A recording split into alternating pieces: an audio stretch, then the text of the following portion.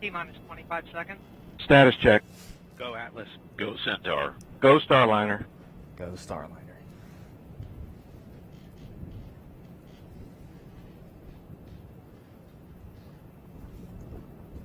Ten, 9, 8, 7, 6, 5, 4, 3, 2, 1, and liftoff.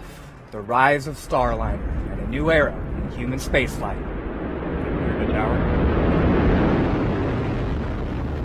Now 10 seconds into flight. Vehicle's begun the pitch over program. Body rate responses look good. Now 15 seconds in. VU's gone to closed loop control. RD-180 looks good at full thrust. Seeing good chamber pressure on both SRBs. Now 26 seconds into flight. RD-180 now throttling down to partial thrust as expected. Engine response looks good.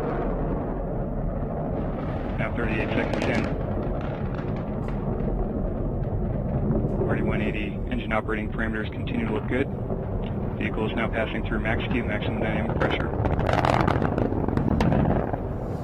Chamber pressures on both SRBs continue to look good. RD-180 engine operating parameters also continue to look good.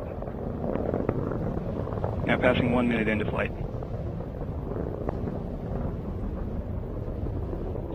And Mach 1, Atlas 5 is now supersonic. And vehicle now throttling up. Engine response looks good. Continue to see good chamber pressure on both SRBs. 1 minute, 20 seconds into flight. Body rate responses on the vehicle look good. 1 minute, 30 seconds in, standing by for SRB burnout. And we have burnout on both solid rocket boosters. Atlas will hold on to the SRBs for an additional 48 seconds prior to jettison. RD-180 has gone back up to full thrust as expected. Engine response looks good. 1 minute, 50 seconds in. Atlas is now 17 miles in altitude, 11.5 miles downrange distance, traveling at 2,300 miles per hour. Now passing 2 minutes into flight.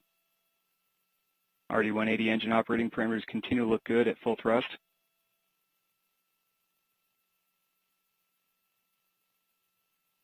And at 2 minutes, 11 seconds into flight, the Atlas rocket now weighs just 1/2 of what it did at launch, burning propellant at a rate of 2,800 pounds per second.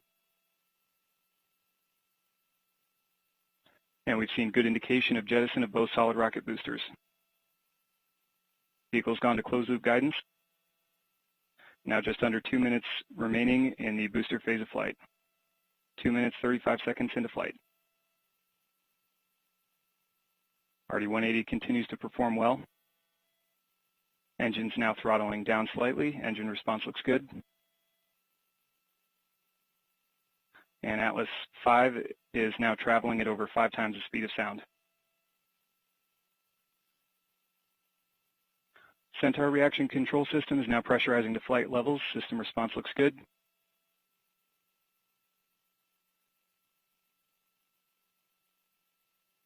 Three minutes, 10 seconds into flight. Atlas 5 is now 38 miles in altitude, 80 miles downrange distance, traveling at 5,800 miles per hour.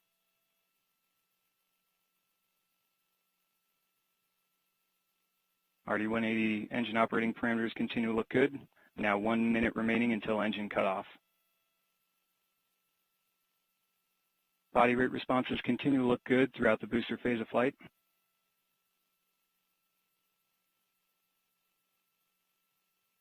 And RD-180 is now throttling to maintain a constant 3.5 G acceleration limit. Engine responses will all look good.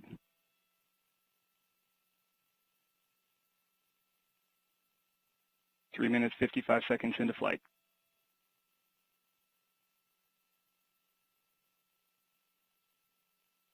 And Centaur's begun the boost phase chill down sequence.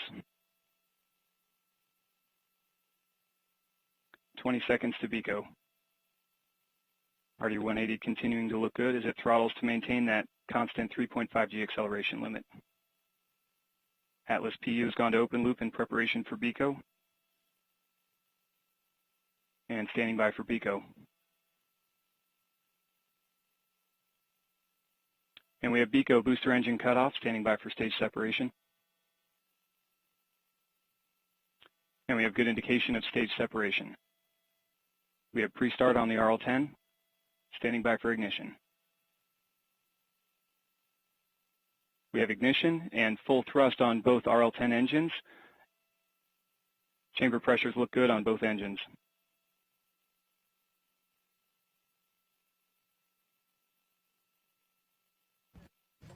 We have confirmation of ascent cover jettison on Starliner. Aeroskirt jettison. And we have good indication of aeroskirt jettison. Centaur now resuming active attitude control after successful aeroskirt jettison. Chamber pressures on both RL-10 engines continue to look good. This was a very critical piece of the mission here. Staging is always a very dynamic piece of flight. Now passing 5 minutes, 30 seconds into flight.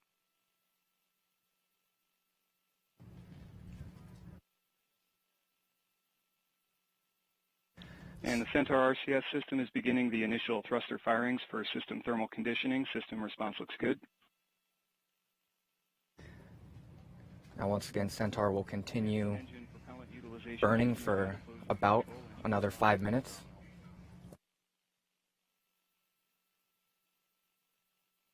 Now passing 6 minutes into flight.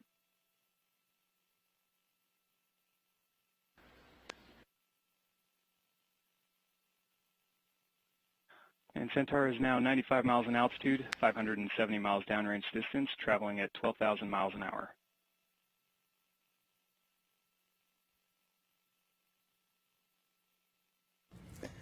Those dual RL-10 engines continue to propel Starliner. They are making up for a little bit of the booster flying a flatter trajectory and at lower thrust, again to maintain that 3.5 G forces. Again, a first flight for the dual engine Centaur on an Atlas V. Starliner and Centaur continue to head to orbit. Throughout the Centaur burn, chamber pressures have remained very stable.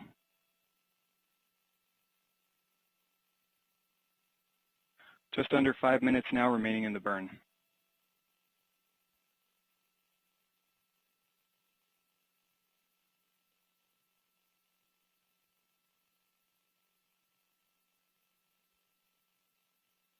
And Centaur is now 102 miles in altitude, 800 miles downrange distance, traveling at 12,700 miles per hour.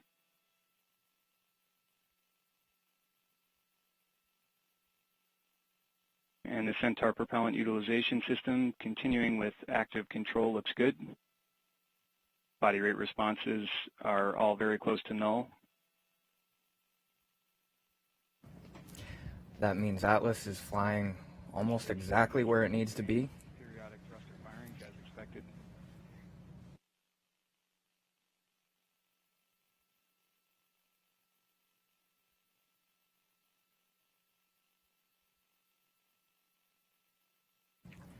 Now passing 8 minutes into flight. If you are just joining us, 8 minutes into Starliner's first flight. We've been through a successful booster stage separation. Centaur continues to propel Starliner. The next major milestone will be main engine cutoff at 11 minutes and 58 seconds. Both Centaur RL-10 engines are continuing to perform well throughout the burn. Chamber pressures look good.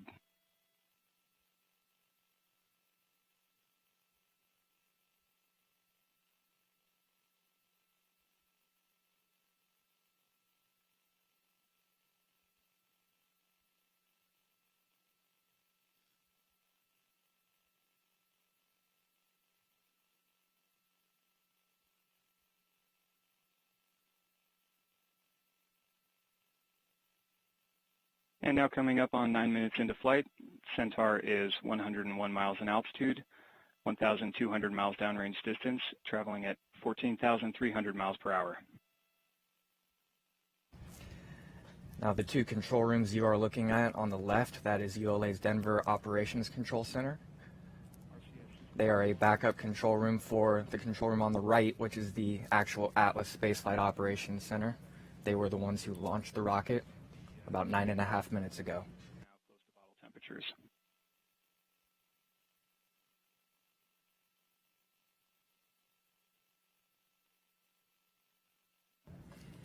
As you can see, everyone is locked in on their screens monitoring data. You might have noticed there wasn't much excitement during launch, but ULA will be happy once we get to stage separation, which is coming up almost 15 minutes after launch, so about 5 minutes from now.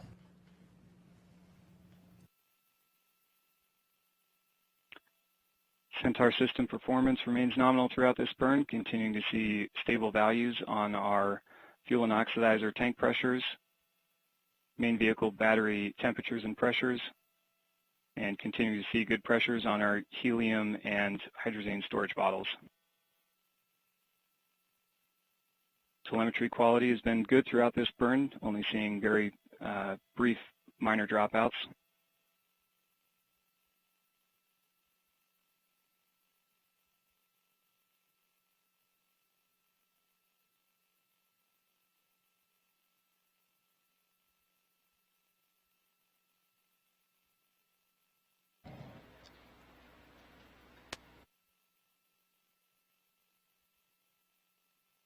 Now approximately 1 minute remaining in the burn.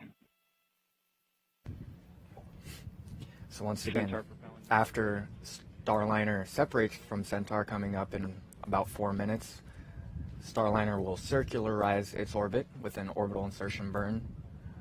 Again, about 30 seconds to main engine cutoff. Chamber pressures on both RL-10s continue to look good.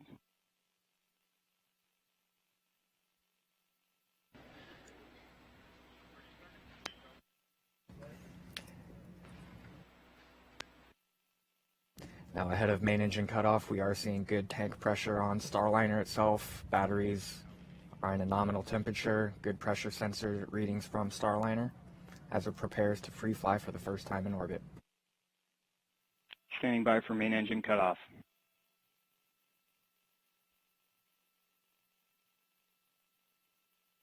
And we have MECO, main engine cutoff.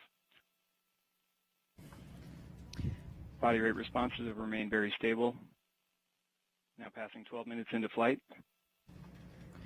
Now Starliner will stay attached to Centaur again until about 15 minutes, expected to separate at 14 minutes and 58 seconds after liftoff. And that will be the first time Starliner free flies in orbit. And at that point, Richard Jones and his team in Houston will have full control over the vehicle. And they will set it up for an orbital insertion burn that will take place 16 minutes after separation.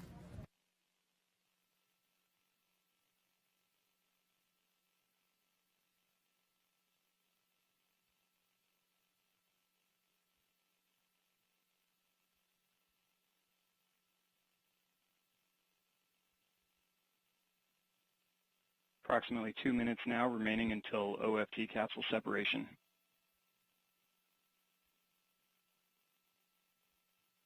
Body rate responses continue to look very stable throughout this coast.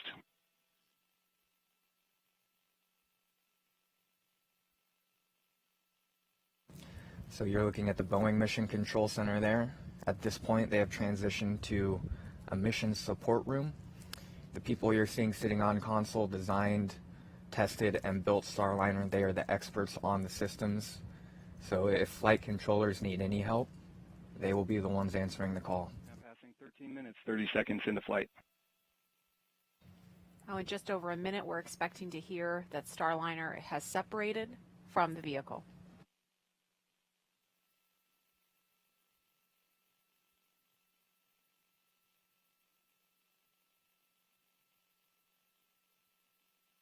And about 1 minute now remaining until OFT separation.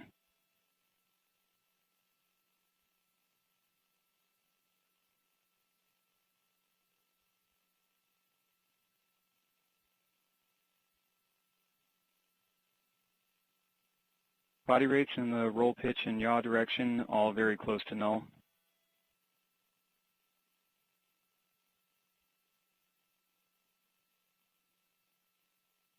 And about 30 seconds away from spacecraft set.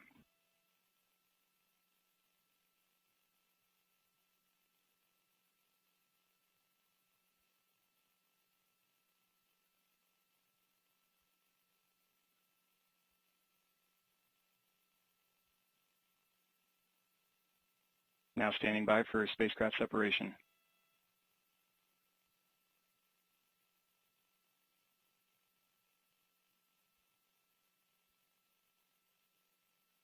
And we have good indication of separation of the OFT capsule. There it is. ULA has successfully completed their piece of the mission. Starliner is free flying for the first time in space. From here, the Johnson Space Center mission controllers will be flying Starliner. We will hear reports exclusively from there. And Starliner's software has been switched to orbit mode, meaning the spacecraft is executing the commands it needs for operating in space.